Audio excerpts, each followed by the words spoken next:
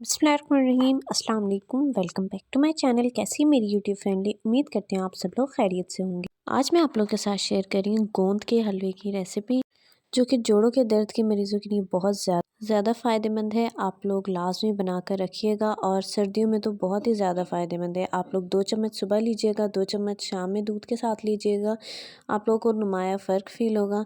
चलिए चलते हैं, ज़बरदस्ती रेसिपी को स्टार्ट कर लेते हैं। और जो शुगर के पेशेंट हैं वो लोग इसको स्किप कर दीजिएगा, बाकी सब लोगों के लिए बहुत फ़ायदेमंद है।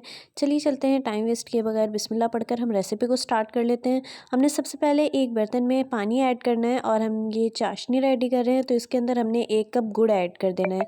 आप लोग शक्कर भी ऐड कर सकते हैं, अगर आप लोगों के पास वो भी अवेलेबल नहीं हो तो आप चीनी भी ऐड कर सकते हैं। इसके बाद इसको अच्छे से गुड़ को हमने मेल्ट होने तक इसे अच्छी तरह से पका लिया है। ये इसकी कंसिस्टेंसी होनी चाहिए। इसके बाद हमने इसके अंदर इलायची ऐड करनी है और थोड़ा सा हमने सौंठ का पाउडर ऐड करना है। इसे हम अच्छे से मज़ीद मिक्स कर लेंगे और अब हमने इसको फ्लेम से उतार दिया है। इसके बाद हमने पैन लेना है, उसके अंदर हमने हाफ़ कप ले लेनी है सूजी और इसे हमने अच्छे से भून लेना है। हम इसको जब तक भूनेंगे जब तक इसकी बहुत अच्छी सी खुशबू नहीं आने लग जाती है और ये थोड़ी सी गोल्डन होने लग जाएगी। इसको हमने लो फ्लेम पे भूनना है और बहुत अच्छे से ये भुन जाएगी, फिर हमने इसको निकाल लेना है। अब हम आ जाते हैं नेक्स्ट स्टेप पर। हमने 2 चम्मच लेना है देसी घी, इसे अच्छी तरह से मेल्ट कर लेंगे। जब ये मेल्ट हो जाएगा, गर्म हो जाएगा, फिर हमने इसके अंदर गोंद ऐड कर देनी है। थोड़ी थोड़ी सी ऐड करेंगे। हमने गोंद लेनी है, गोंद कतीरा नहीं लेना क्योंकि वो थोड़ा ठंडा होता है, तो उसे हम गर्मियों में यूज़ करते हैं, सर्दियों में बिल्कुल यूज़ नहीं करते। हमने इसलिए गोंद लेनी है और थोड़ा थोड़ा करके इसे हम भून लेंगे।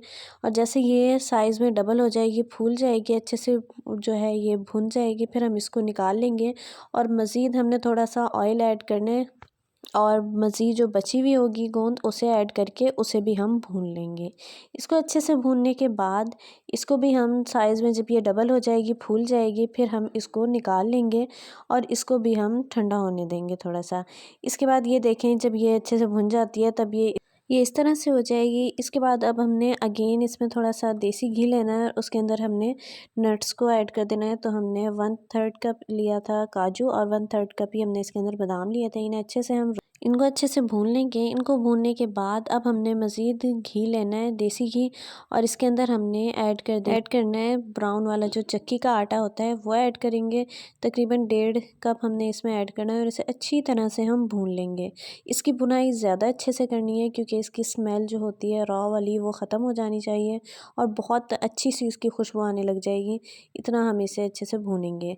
इसके बाद इतने हम जो हमने गोंद भुनी थी उसे अच्छे से हम पीस लेंगे। जब गोंद का पाउडर बन जाएगा, फिर हमने इसके अंदर नट्स ऐड कर दिए और थोड़ा सा हमने इनको भी पीस लिया। इनको बारीक नहीं पीसना है, इनको थोड़ा सा दरदरा ही पीसना है। इसके बाद मज़ीद हमने आटे की भुनाई कर ली है और इसके बाद इसके अंदर हमने नट्स वाला और गोंद वाला जो हमने पाउडर बनाया था वो ऐड कर देंगे और उसको भी इसके अंदर भून लेंगे ताकि गोंद में जितनी कसर रही हो वो इसमें पूरी हो जाए।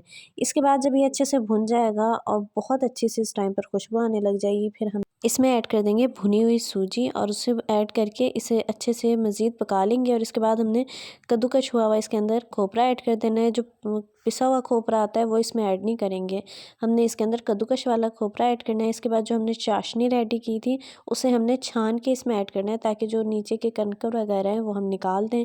इसके बाद इसको हम भून लेंगे और इसको हमने ज़्यादा नहीं भूनना, जब इसका ऑयल नज़र आने लग जाए बस इतना भूनना है, नहीं तो ये बहुत सख्त हो जाएगा। इस टाइम पे देखें ये बिल्कुल रेडी है और अब हम इसको निकाल लेंगे। आप इसको 1 महीने तक इजीली यूज़ कर सकते हैं। 2 चम्मच सुबह में और 2 चम्मच शाम में दूध के साथ लीजिएगा। ये इम्यूनिटी सिस्टम के लिए भी बेहतरीन है और भी बहुत सारे इसके फ़वाइद हैं। उम्मीद करती हूँ रेसिपी आपको बहुत पसंद आएगी, तो वीडियो को लाइक कर दीजिएगा, चैनल को सब्सक्राइब कर दें। इंशाल्लाह मिलते हैं न्यू ज़बरदस्ती रेसिपी के साथ। तब तक के लिए अल्लाह हाफ़िज़। दुआ में याद रखिएगा, अपना बहुत सारा ख्याल रखिएगा।